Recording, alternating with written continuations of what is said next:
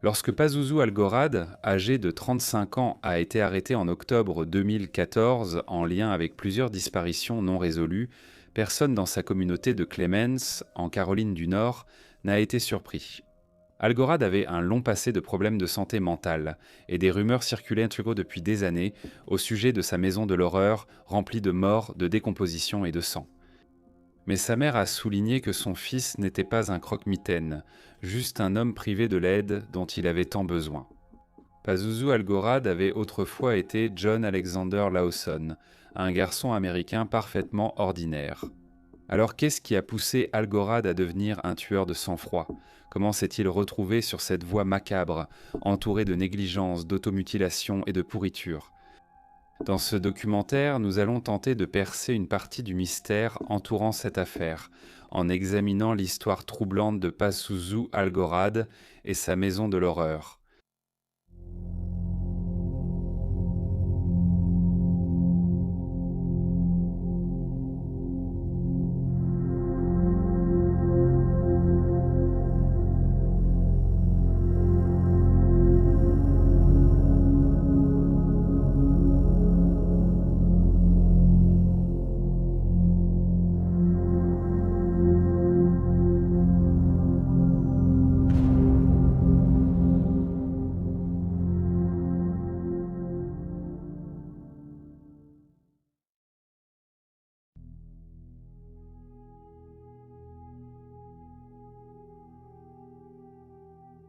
Pazuzu Algorad est né sous le nom de Jean Alexandre Lawson à San Francisco, en Californie, le 12 août 1978.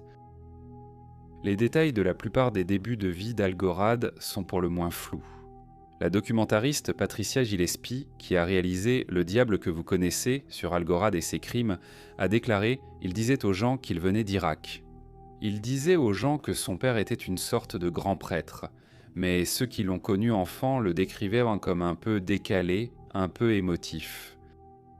Les meilleures informations que nous ayons sur la jeunesse d'Algorad proviennent d'une évaluation psychiatrique qu'il a été contraint de subir en 2010 après avoir été accusé de complicité après coup dans une affaire de meurtre.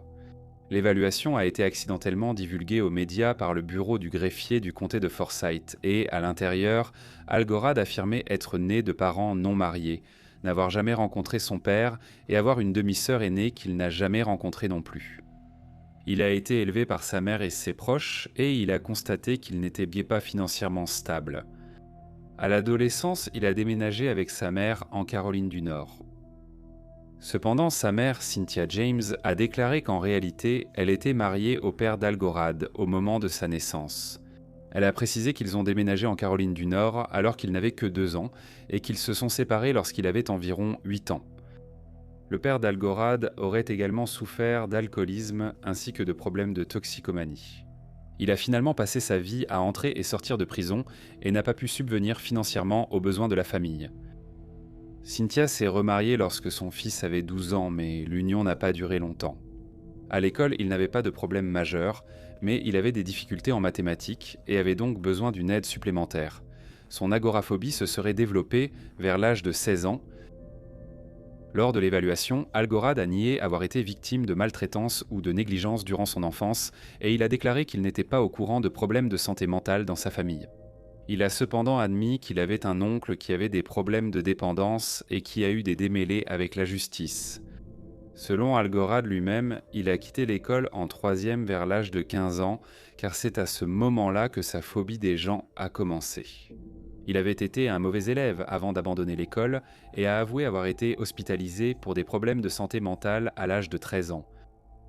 Apparemment, Cynthia l'avait envoyé recevoir de l'aide parce qu'il avait des ennuis. Il a également déclaré qu'il avait commencé à boire de l'alcool à cet âge-là. Algorad a déclaré qu'on lui avait diagnostiqué à l'époque une agoraphobie, en précisant que lorsqu'il était à l'extérieur de chez lui, son anxiété devenait si forte qu'il s'évanouissait. Il a également été diagnostiqué schizophrène, parce que je deviens paranoïaque, j'ai l'impression que quelqu'un veut m'attraper, ainsi que ce qu'il appelait une dépression maniaque, ou ce qu'on appelle plus couramment aujourd'hui un trouble bipolaire. Il a déclaré qu'il souffrait de sautes d'humeur à cause de cela, en ajoutant « mais pas pour des petites choses ». Algorad a également observé qu'il n'avait jamais eu d'idées suicidaires. Il a également été noté dans son évaluation qu'Algorad était un gros buveur à l'âge adulte, affirmant consommer un pack de 12 bières par jour car, selon lui, ça me calme. Et il a admis qu'il souffrait de tremblements s'il arrêtait de boire pendant une longue période. Son rapport était d'autant plus confus qu'il peinait à rester cohérent dans son récit. Il semblait donner des déclarations contradictoires sur les traitements qu'il avait reçus au fil des années concernant sa santé mentale. Alors qu'il avait d'abord affirmé ne pas s'être vu prescrire de médicaments et n'avoir reçu un traitement qu'à l'adolescence, il déclara plus tard avoir bénéficié de soins en santé mentale pour la première fois à l'âge de 26 ans. Parce que c'est à ce moment-là que l'agoraphobie a commencé à se manifester très fortement. Cependant, lors d'une autre conversation, il a affirmé avoir participé à un programme de traitement plusieurs années auparavant, mais avoir abandonné en raison de problèmes de transport. Bien qu'on lui ait prescrit des médicaments à cette époque, il a arrêté de les prendre parce qu'il le faisait se sentir comme un zombie. Notamment, à l'âge de 23 ans, Algorad a été arrêté pour conduite en état d'ivresse. Il avait également été arrêté dans la vingtaine pour avoir agressé une femme. Avant son arrestation en 2010, il n'avait passé qu'une seule journée en prison.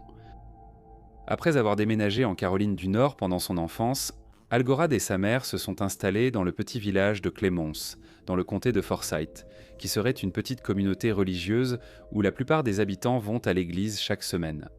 De plus, c'est une région ravagée par le chômage et le manque de bonnes perspectives, où les jeunes ont souvent du mal à trouver non seulement du travail, mais aussi toute forme de divertissement à l'intérieur des limites de la ville. Bien que Cynthia ait reconnu les problèmes de son fils et ait tenté de lui trouver une aide psychiatrique, les fonds se sont vite épuisés, l'empêchant de poursuivre les soins. Elle déclarera plus tard « Il faut se souvenir des bonnes choses, et j'efface toutes les mauvaises ». Il n'était pas un ange, mais ce n'était ni une mauvaise personne ni un croque-mitaine, malgré ce que disaient pan les gens.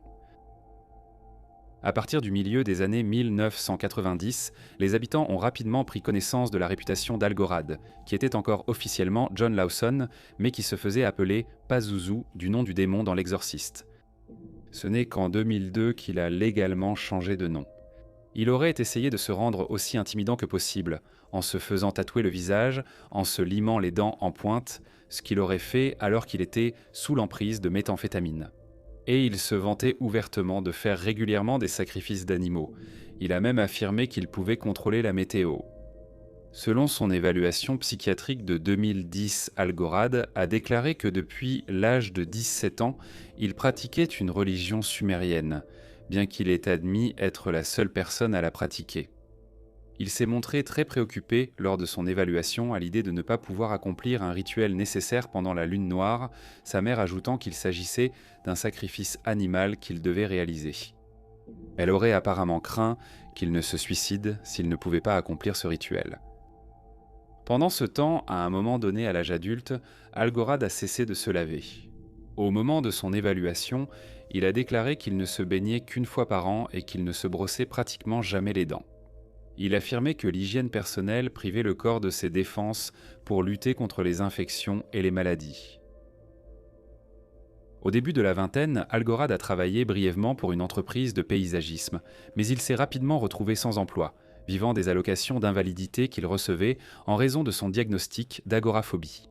Il s'est rapidement installé au 2749 Knob Hill Drive avec sa mère, qui est devenu le centre social pour les marginaux, et ceux en marge de la société. À cette époque, sa réputation d'homme étrange et irascible était impossible à ignorer, mais les gens continuaient malgré tout à être attirés par lui. Nate Anderson, qui s'est lui-même déclaré comme un disciple d'Algorad avant les meurtres, l'a décrit comme possédant une sorte de charisme tordu, ajoutant que, même si cela ne plaisait pas à tout le monde, cela attirait certainement ceux qui avaient du mal à s'intégrer à la société conventionnelle. Il a ensuite fait remarquer « Son aura est très enivrante. On se sent libre et puissant en sa présence », avant d'ajouter « Il contrôlait par la manipulation. Vous adorez tous la loi et l'ordre ?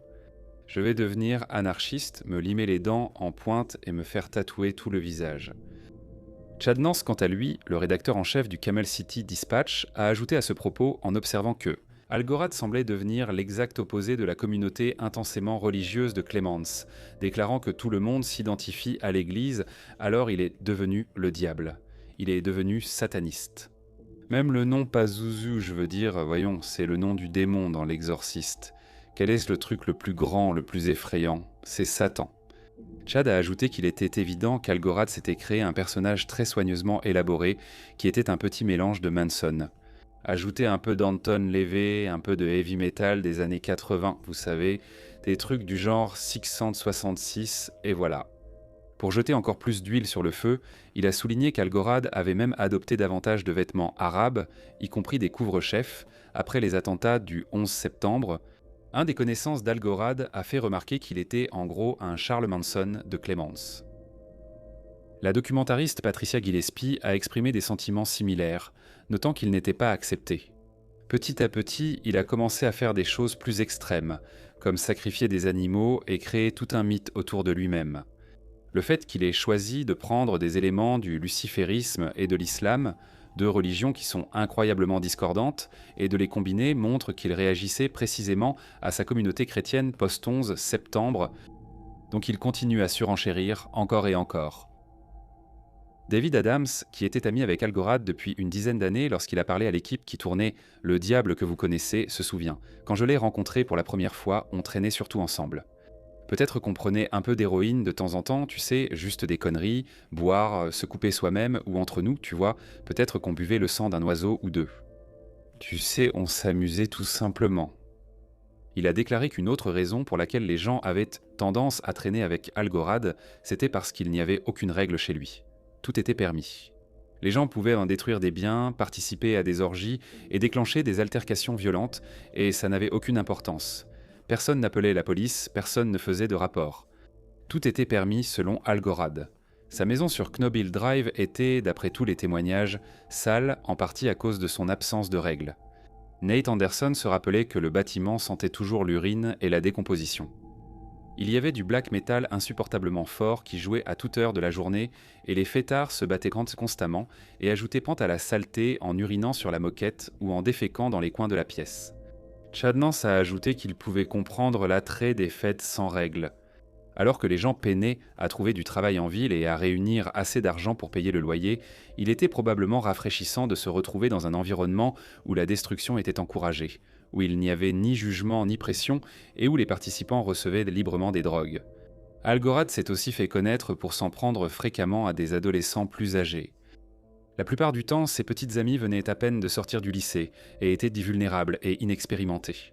Amber Bubbles Birch, l'une de ses petites amies, venait de finir le lycée quand elle a rencontré Algorad. Sa meilleure amie, Caddy, se souvenait que Birch avait complètement changé après avoir rencontré Algorad, devenant une version totalement différente d'elle-même. Elle a arrêté de se doucher, elle s'est rasé les sourcils et elle s'est limé les dents en pointe, soi-disant pour lui permettre de mordre plus facilement dans les animaux. Caddy a déclaré que le couple se coupait fréquemment pour boire leur sang et consommait aussi celui des animaux. Lorsque Caddy a rencontré Algorad pour la première fois en juillet 2009, leur interaction était glaçante. Elle a remarqué l'odeur horrible de sa maison et lui a dit que son domicile sentait la mort. Il a répondu en riant et lui a dit que c'était les corps dans le sous-sol. Avec les années, ce n'étaient pas seulement ces fêtes extravagantes, ni la succession de jeunes filles qui faisaient parler les habitants. Il y avait aussi des rumeurs de mort, de mutilations et d'autres violences extrêmes. David Adams pensait qu'Algorad tirait son pouvoir de la peur et racontait toujours aux gens des histoires de chasse et de mutilation. Il se vantait fréquemment d'avoir tiré, poignardé et tué des sans-abri. Mais personne ne l'a jamais vraiment cru, surtout pas David, qui a déclaré « Je pensais juste qu'il essayait de se donner un genre ». Une fois, Algorad lui a dit qu'il avait quelqu'un enfermé dans son sous-sol et lui a demandé que, s'il voyait quelqu'un sortir du sous-sol, de s'assurer qu'il ne parte pas. David n'y a pas prêté attention. C'était juste une autre des histoires élaborées et fantastiques d'Algorad. Et comme il n'a vu ni entendu personne venant du sous-sol, il a supposé qu'il avait raison. De même, une femme nommée Bianca Heath, qui affirmait avoir passé un mois à vivre avec Algorad en 2005, a déclaré au Huffington Post « Paz racontait à tout le monde l'histoire des tombes, mais je ne l'ai jamais cru. Je suis sûr que personne d'autre ne le croyait. » Il riait en parlant des restes squelettiques et expliquait pourquoi il avait agi ainsi.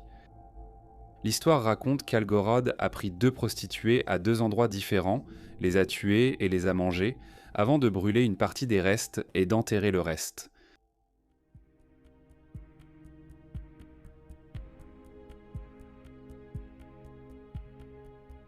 Josh Wetzler avait 22 ans lorsqu'il a rencontré Stacy Carter, qui avait 25 ans et voyageait à travers Olympia, dans l'État de Washington, en 1999.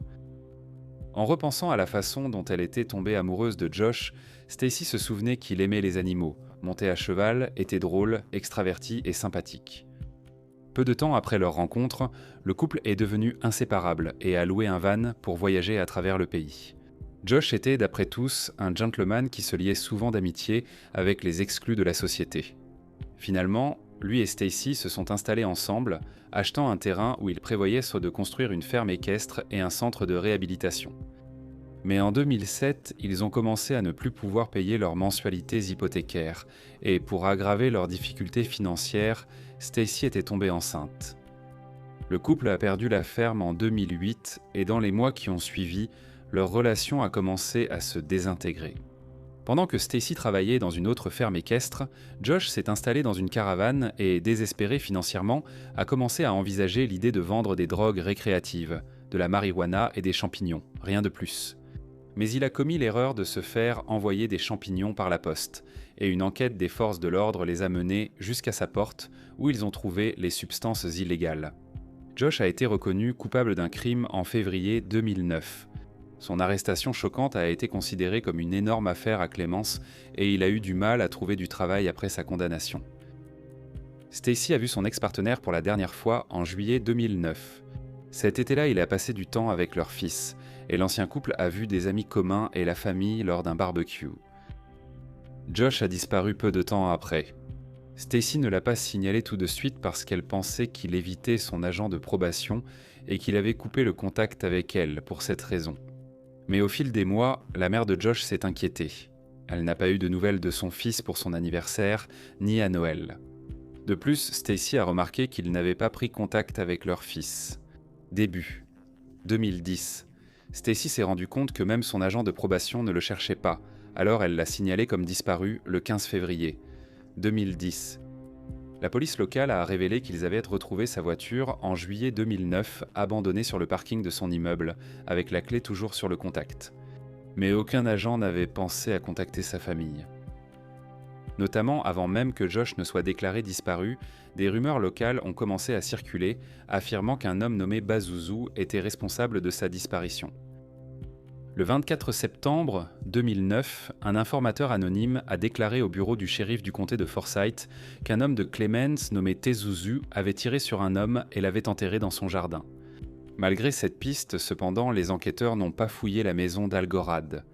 La police affirmera plus tard que ces informations n'étaient pas suffisantes pour établir un motif probable, malgré le fait qu'au moins quelques signalements allaient tous dans la même direction, vers Pazuzu Algorad.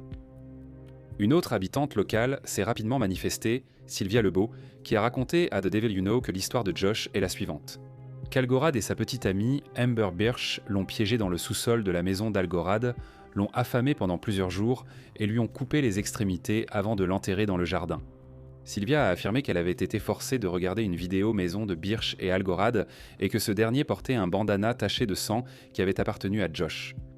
Préoccupée par les rumeurs qu'elle entendait, Sylvia a tenté de parler avec les habitués de la maison d'Algorad et d'enregistrer leurs réponses, cherchant des informations qui pourraient la prouver que la rumeur était vraie, ou du moins donner à la police suffisamment de raisons pour fouiller la maison. Bien qu'elle se soit rendue au bureau du shérif avec ce qu'elle savait, Sylvia n'a pas été prise au sérieux.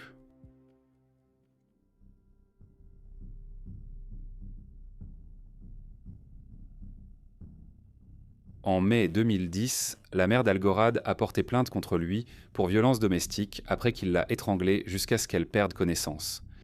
Cependant, elle a décidé de ne pas poursuivre les charges et rien d'autre n'en a découlé.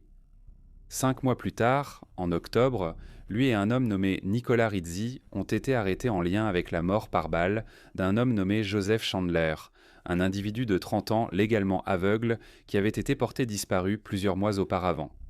Son corps avait été retrouvé sur une rampe de mise à l'eau par les enquêteurs le 7 juin dans le parc d'Onager, dans le comté de Yadkin. La mère de Joseph pense que son fils a été délibérément choisi.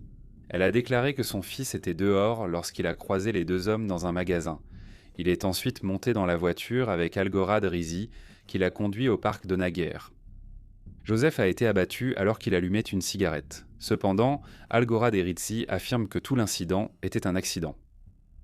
En mars 2011, Rizzi a plaidé coupable d'homicide involontaire et a été condamné à 13 mois de prison. Algorad a été inculpé de complicité après coup, moment où il a été contraint de subir une évaluation psychiatrique, la même dont nous avons parlé plus tôt. L'évaluation a finalement diagnostiqué chez Algorad plusieurs troubles de santé mentale, notamment une dépendance à l'alcool, un trouble panique avec agoraphobie et un trouble de la personnalité schizotypique. Plusieurs médicaments lui ont été prescrits et un traitement contre sa dépendance recommandé. Le traitement de cette dépendance et de ses problèmes de santé mentale a été imposé dans son plan de libération surveillée. Algorad a finalement décidé de plaider coupable et il a reçu une peine avec sursis ainsi que 5 ans de probation. On ne sait pas grand-chose sur Tommy Welsh, la dernière victime d'Algorad. Décrit comme un ouvrier ayant du mal à joindre les deux bouts, il aimait passer du temps avec sa famille. Il était passionné de voitures et l'aîné de 3 frères et sœurs. Au moment de sa disparition en octobre 2009, 3 mois après la disparition de Josh, il prévoyait de retrouver sa famille dans l'appartement de son frère à Clements. Il a été vu pour la dernière fois vers 19h30 un jour au début du mois d'octobre alors qu'il se trouvait à une station Pedro. Et puis il a tout simplement disparu.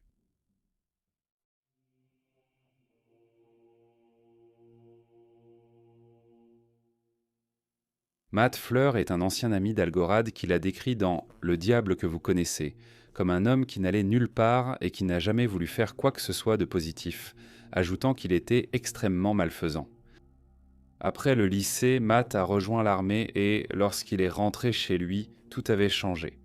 Son ex-petite amie, Dixie Ross, était désormais l'une des fiancées d'Algorad, et lorsqu'elle a revu Matt en novembre 2009, elle lui a raconté comment Amber Boulot l'avait appelé chez eux un soir pour lui ordonner de les aider à enterrer un corps. Sinon. Après avoir lutté avec sa conscience, Matt a déposé un rapport anonyme à la police, sans mentionner le nom de Dixie dans son récit. En février 2010, le bureau du shérif du comté de Forsyth a effectué une perquisition sur la propriété d'Algorad, Knob Hill Drive, mais n'a trouvé aucune preuve de meurtre. Il faudrait encore 4 ans avant qu'un examen suffisamment approfondi de la propriété ait lieu et que les enquêteurs découvrent réellement des restes humains. Le 5 octobre 2014, les autorités ont commencé leurs recherches en examinant le jardin à l'arrière de la maison, où elles ont remarqué des perturbations dans la terre et l'herbe.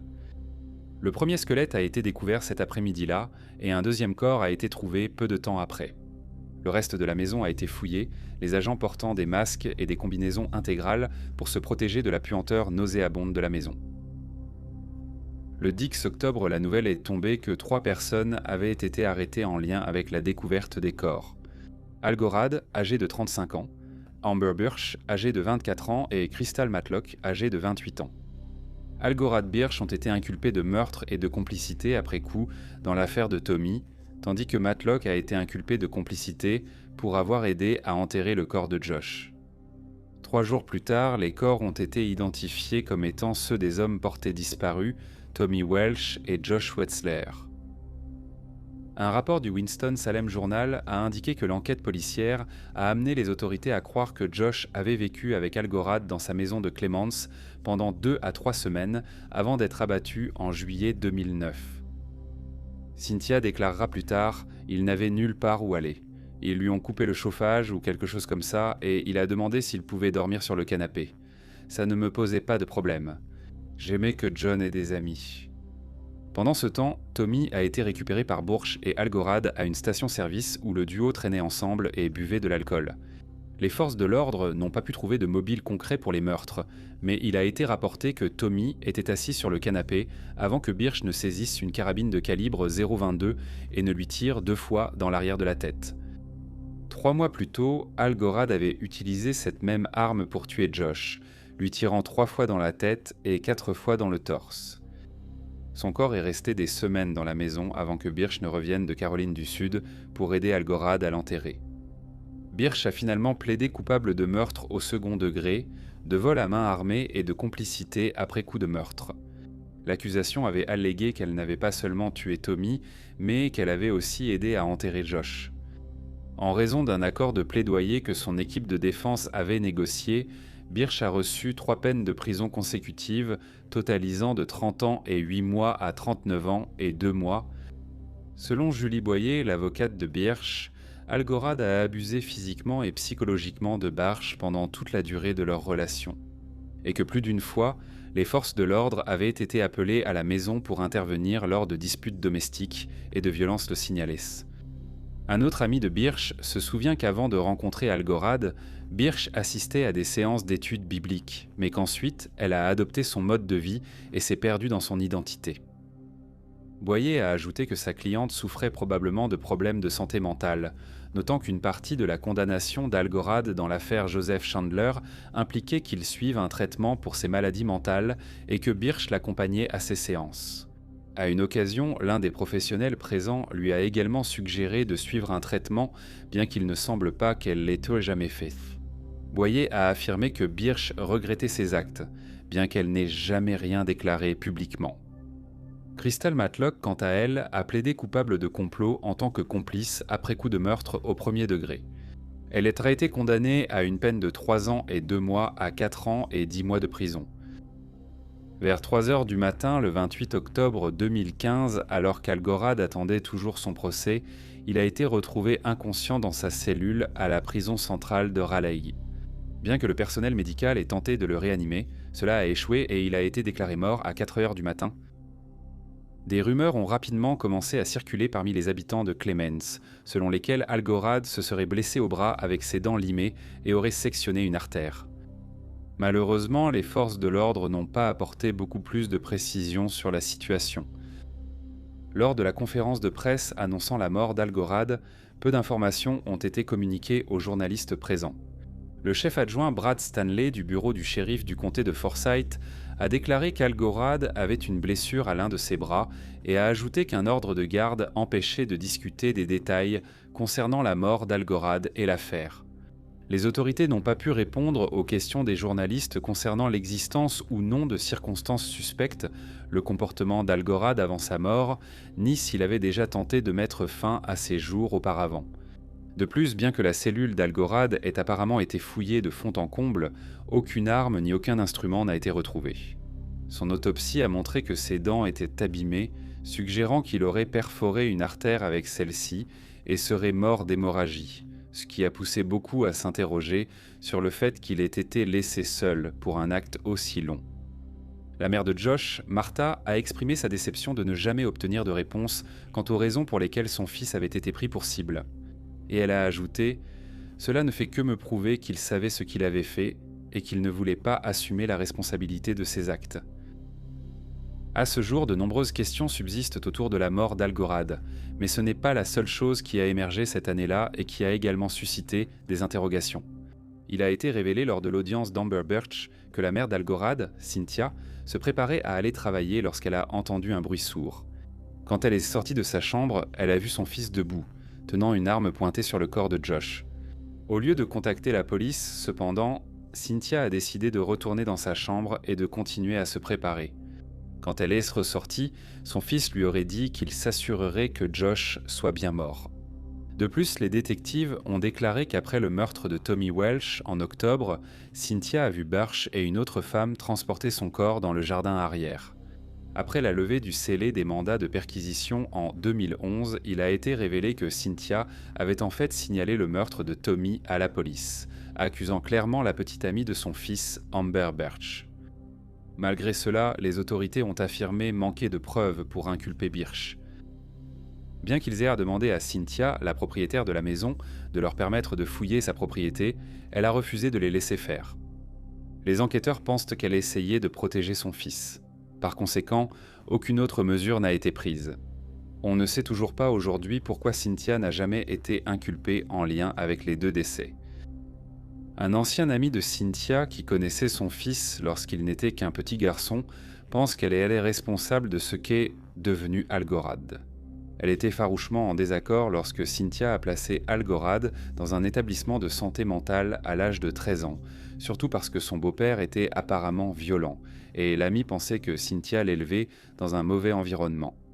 De plus, elle savait que Cynthia buvait beaucoup et recevait fréquemment des hommes chez elle, ou même laissait Algorad seul pour se débrouiller pendant de longues périodes. Après l'arrestation de Birch, Matlock et Algorad, Cynthia aurait quitté la maison de Nobile Drive qu'elle partageait avec son fils et s'est faite discrète. La propriété a été démolie en avril 2015 après avoir été jugée inhabitable. Alors que de nombreux habitants étaient heureux de voir la maison de l'horreur disparaître, un résident craignait que si Algorad sortait de prison, il y reviendrait immédiatement. D'autres, y compris Chad Nance, ont critiqué la rapidité avec laquelle la démolition a eu lieu. Ils pensaient que la communauté et la police détournaient l'attention de la mauvaise gestion de l'affaire. Il a souligné que de nombreux habitants semblaient pas savoir qu'Algorad était un criminel, mais que peu de gens étaient allés voir la police et que ceux qui l'avaient en fait n'avaient pas été crus par les forces de l'ordre. Qui a attendu 5 longues années avant de finalement fouiller son jardin arrière? Chad a déclaré « En tant que société, nous échouons. Les réponses ne sont pas faciles à trouver. Mais il y a une chose que je sais. Si tu vois quelqu'un en train de complètement s'auto-détruire ou de détruire les autres, tu dois l'affronter directement. » L'ex-partenaire de Josh, Stacy, a exprimé des opinions similaires, ajoutant « Quand Pazuzu était jeune, il y avait des gens qui savaient très bien qu'il y avait un problème. Comment a-t-il pu passer à travers les mailles du filet ?» Après l'arrestation d'Algorad et de ses complices, les médias ont rapidement qualifié le trio de maléfique et évoqué leur culte satanique, leurs sacrifices d'animaux et rituels sanglants, rendant l'affaire médiatique. La documentariste Patricia Gillespie a fait remarquer que certains médias parlaient d'une secte sexuelle, alors qu'en réalité, ce n'était pas vraiment une secte sexuelle. C'était un groupe de personnes vivant dans une maison sale, principalement des filles à maltraiter qui en venaient à maltraiter d'autres. Parce qu'elles vivaient dans une maison sale pleine de drogue, elles étaient frappées et menacées. Je pense qu'il est plus facile de dire « Oh, regardez les épouses de Satan » que de pointer du doigt la misogynie systémique et le mépris général envers les personnes pauvres. Son documentaire pour Vice, Le diable que vous connaissez, s'intéresse surtout aux personnes laissées après la mort d'Algorad et aux difficultés qu'elles affrontent, comme le stress post-traumatique, l'alcoolisme ou la dépendance. Gillespie et Chad Nance ont souligné qu'Algorad est resté libre si longtemps à cause de défaillances du système. De la part de la police, qui ne croyait pas à ceux qui se manifestaient, et rejetait des personnes comme Josh et Tommy en les considérant simplement comme des vagabonds qui n'étaient pas encore rentrés chez eux.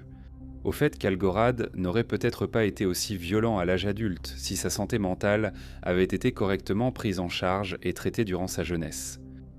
Patricia a ajouté « Nous avons laissé ces personnes disparaître. Mais nous regardons rarement les éclats de violence qui s'incrustent dans la communauté au sens large, et je pense que cela mérite qu'on s'y attarde. » Ceux qui connaissaient Algorad pensent qu'il pourrait avoir d'autres victimes.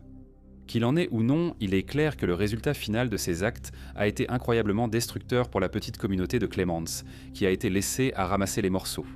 Les proches de Tommy, Joseph et Josh ne sauront probablement jamais pourquoi ils ont été pris pour cible. Martha Wetzler a déclaré qu'Algorad a choisi la voie des lâches en mourant et a ajouté « Espérons qu'il brûle en enfer ».